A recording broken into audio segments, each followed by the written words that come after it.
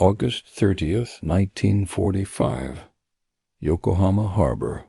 Sachiko pressed her palm against the splintered wood of a storefront frame, feeling the grain dig into her skin. Through the morning fog, she watched dark shapes emerge from the water-massive iron vessels, materializing like something from a nightmare she'd rehearsed 1,000 times. Her breath came shallow, not from exhaustion, but from certainty. The next few hours would strip away everything she understood about survival, about honor, about what it meant to remain human. Before we continue, if these untold stories from the Pacific War move you, hit that like button and subscribe to keep these voices alive. Drop a comment telling us where you're watching from. We read every single one, and we're building a community that refuses to let these moments fade into silence. Now, back to Yokohama, where Sachiko stood frozen, watching American ships cut through the haze. Because what happened when those boots hit Japanese soil didn't just surprise the women who witnessed it, it shattered the most sophisticated propaganda machine ever constructed. And in that moment, as the first landing craft lowered, Sachiko realized something more terrifying than invasion itself, that an entire nation could be imprisoned by fear long before the first enemy soldier ever arrived. She had a razor blade sewn into the hem of her dress. Her mother had placed it there 3 weeks earlier, hands trembling, whispering instructions Sachiko would never forget. And as those ships grew larger in the harbor, she reached down and touched the hidden metal, feeling its edge through the fabric, preparing herself for what every woman in Japan had been taught was inevitable. Except nothing about the next 72 hours would match what she'd been told. Not a single thing. For nearly a decade, Japanese women had lived inside a carefully constructed reality, not one built on truth, but engineered from controlled information, manufactured images, and deliberate silence about what war actually meant beyond Japan's borders. By 1945, the imperial government had perfected something far more effective than military might. They had weaponized imagination itself. Every schoolgirl in Japan had absorbed the same lesson, repeated until it became indistinguishable from instinct. American soldiers were beasts disguised as men. Surrender meant violation. Capture meant the end of everything a woman held sacred. These weren't casual warnings whispered in back rooms. They were systematic, institutional, drilled into consciousness through every channel the government controlled. Posters showed grotesque caricatures of American troops with exaggerated features and predatory expressions. Radio broadcasts described atrocities in graphic detail, citing unnamed sources from unnamed battles in the Pacific. Teachers stood before classrooms of teenage girls and explained that American cultures celebrated cruelty, that their soldiers were trained specifically to humiliate the defeated. The most chilling part, some of it was rooted in fragments of truth.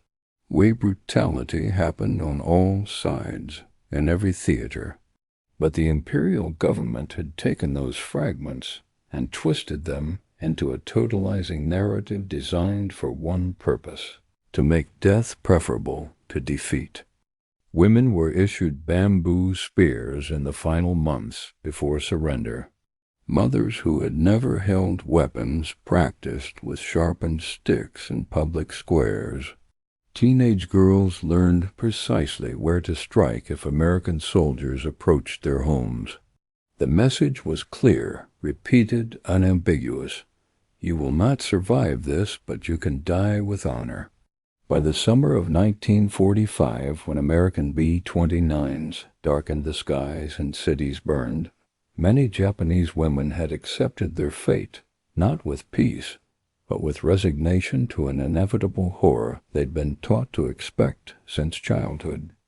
In Tokyo, a mother named Fumiko prepared a small cloth bag containing poison for herself and her 2 daughters. She kept it near the front door just in case. In Osaka, women gathered in quiet groups, discussing not how to survive occupation, but how to die together if necessary. Some planned to jump from bridges. Others chose rivers. Anything but face what they believed came next. This wasn't mass hysteria. This was the logical conclusion of years of calculated fear, systematically implanted and carefully nurtured. And when Emperor Hirohito's voice crackled over radios on August 15th, announcing surrender in language so formal many couldn't understand it, that fear didn't vanish. It crystallized into certainty. The enemy was coming. Everything women had been warned about was about to begin. Except it wasn't. August 28, 1945, 2 weeks after surrender.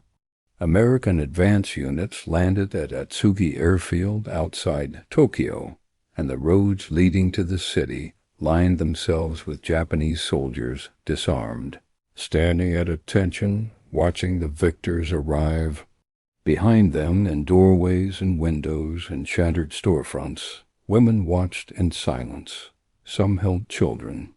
Some held nothing. They simply stood, waiting for the nightmare to begin.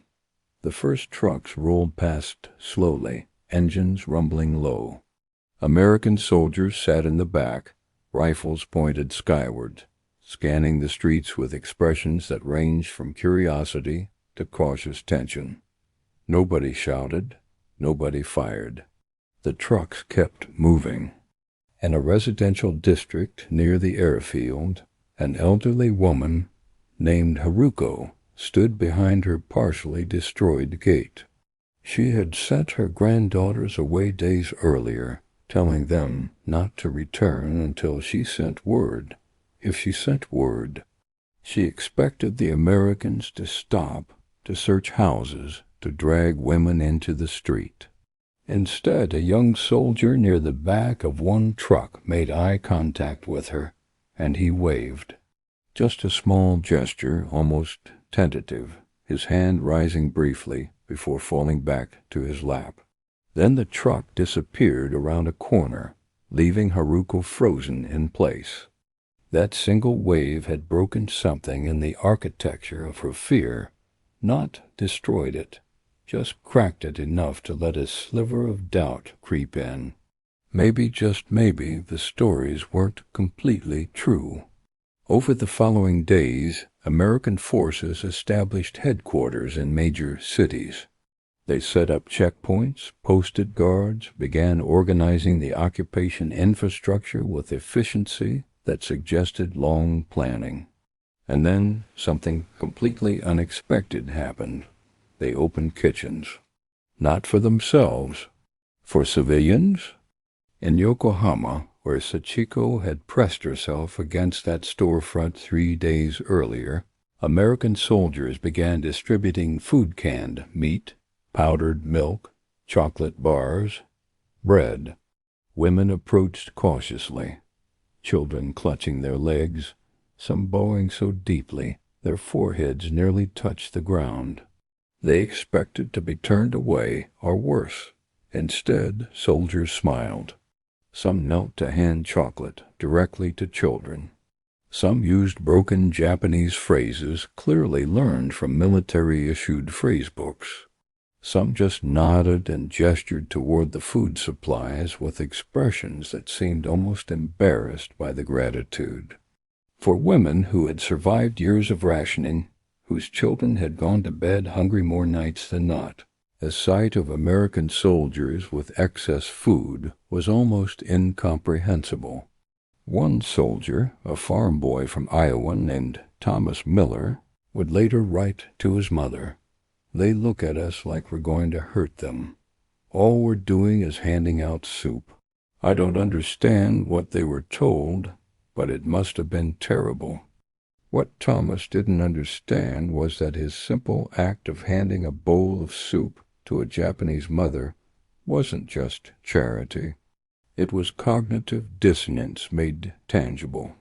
Every kind gesture, every smile, every moment of restraint chipped away at a decade of propaganda. And Japanese women began to do something they hadn't done in years.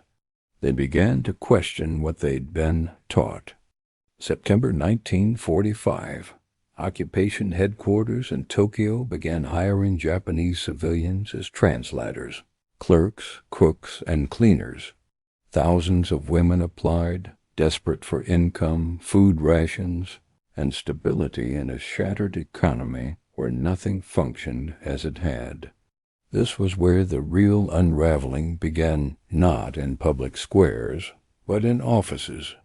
A young translator named Keiko reported to work at a U.S. Army administrative building, expecting military rigidity and cold efficiency. What she found instead were men who joked with each other, who complained about paperwork, who showed her photographs of their wives and children back home. They acted like normal people, she would recall in an interview decades later. That sounds foolish to say now, but we had been taught they were monsters. And here they were, missing their families, homesick. Some of them cried when they talked about their children. This humanization happened thousands of times in thousands of small interactions across occupied Japan, and it created a profound psychological crisis for many women. They felt relief that they hadn't been violated, that their children were safe, that the worst hadn't happened.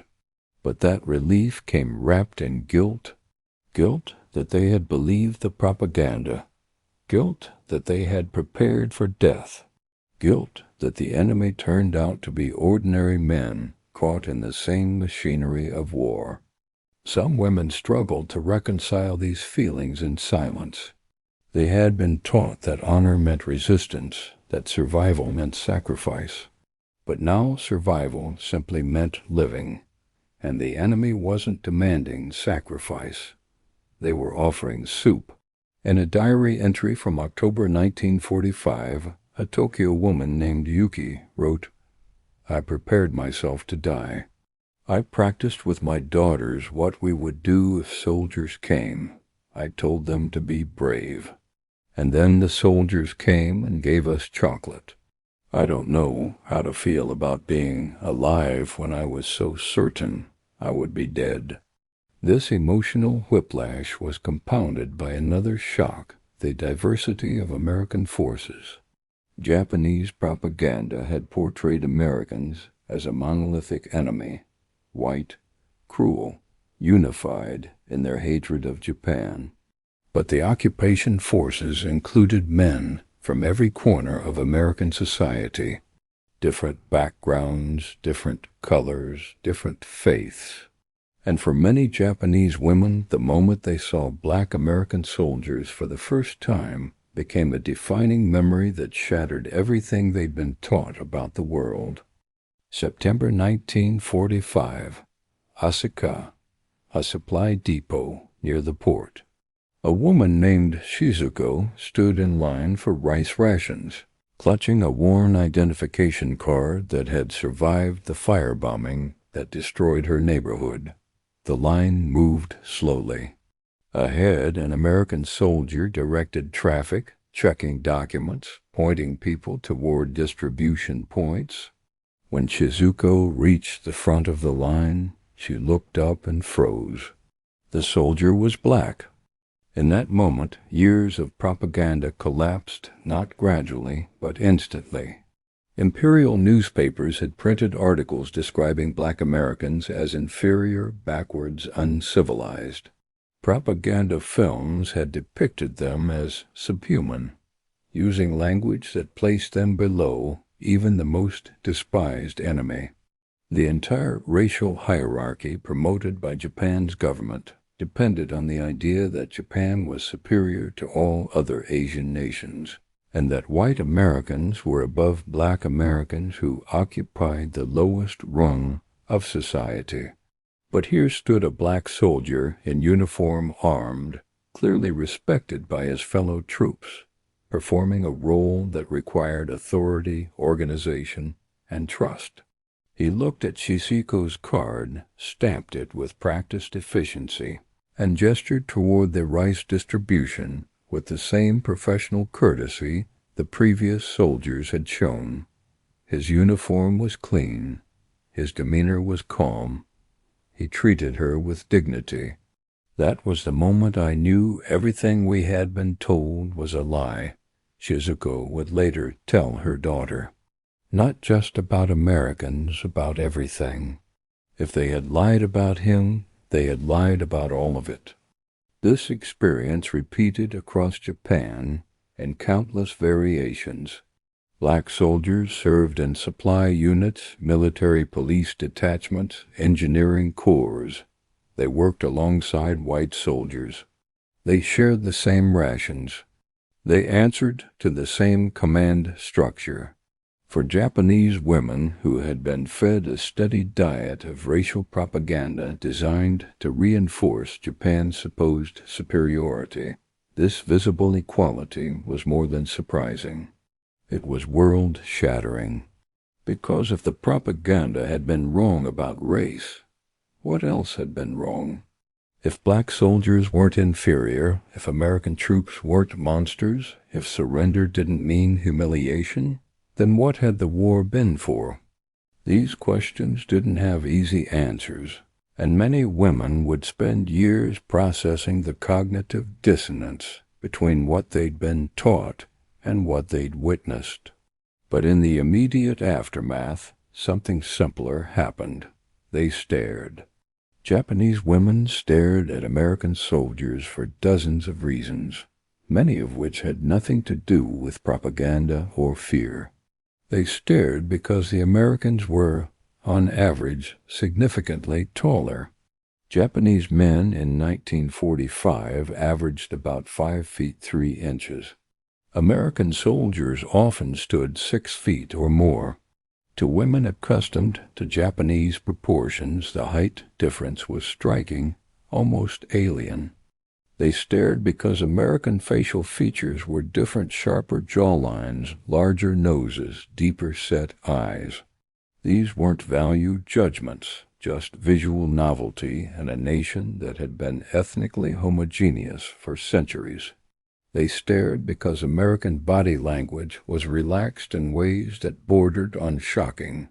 Japanese military culture emphasized rigid posture, formality, hierarchy expressed through every gesture. American soldiers slouched. They leaned against walls. They put their hands in their pockets. They laughed openly in the streets. For women raised under strict discipline, this casualness was almost scandalous. How could an army that behaved so informally have won the war?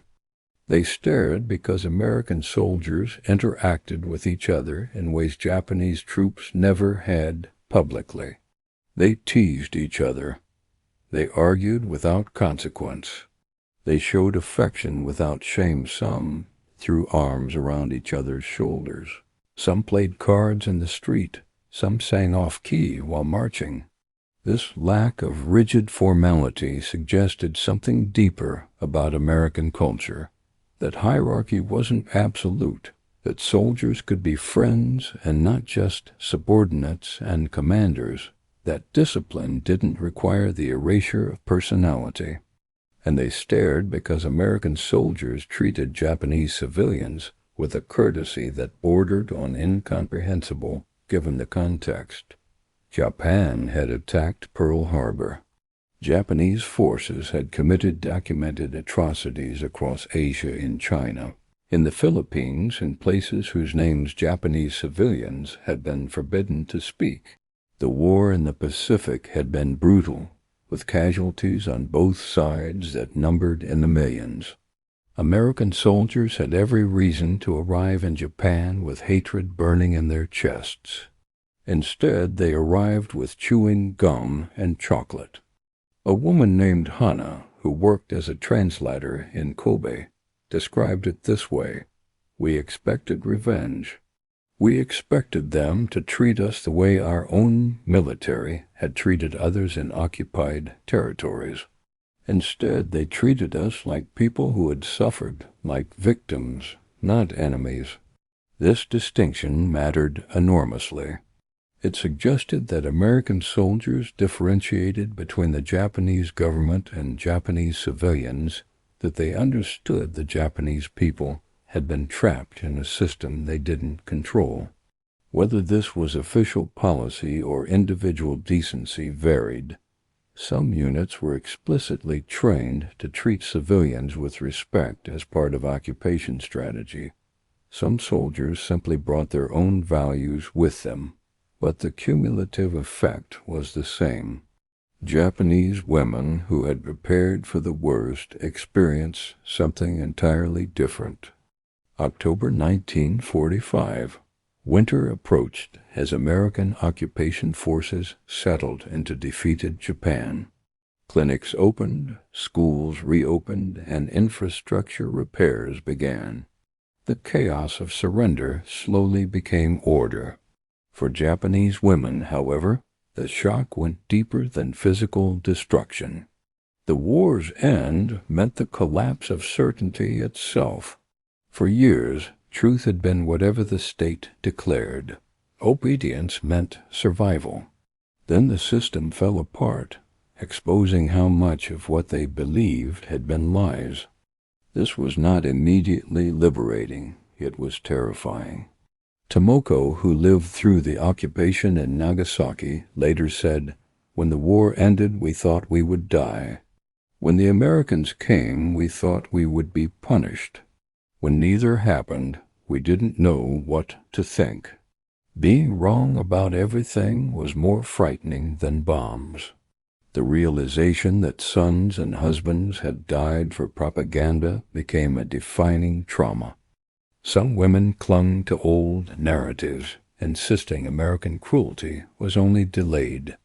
Accepting kindness meant admitting deception, but over time most adjusted. They saw American soldiers rebuild schools, staff clinics, and distribute food when Japan could not. Slowly, painfully, they accepted that the enemy had shown more restraint than they had been prepared for. This mercy was imperfect. Assaults occurred. Poverty forced some women into exploitation. Occupation was still occupation, defined by power imbalances and injustice. But the expectation had been extermination. The gap between fear and reality forced a reckoning with everything they had been taught. Years later, many struggled to explain the occupation, not because it was too painful, but because it was too complex. They had been taught to hate monsters. Instead, they encountered ordinary men, young, exhausted, homesick, following orders. Some were kind, some cruel, most unremarkable. That ordinariness was the most unsettling revelation. If the enemy was ordinary, then the war had not been inevitable, it had been chosen. Reiko, interviewed decades later, said, "We were afraid of monsters. They sent us men. The most dangerous lies are the ones that make you fear the wrong things." The occupation lasted 7 years. Relationships formed, some loving, some exploitative, most complicated. Beneath it all lay the same shock. The enemy was human, and propaganda had erased that truth. In 1952, the occupation ended. Japan emerged, rebuilt, and reshaped. Women who once carried poison now sent children to new schools. They carried one enduring lesson. Fear itself had been the weapon. Not bombs or soldiers, but terror deliberately constructed. Sachiko, who once hid a razor in her dress, later told her grandchildren about the chocolate bar handed to her by a nervous soldier who reminded her of her brother. Mercy, she learned, can shatter lies more completely than victory ever could.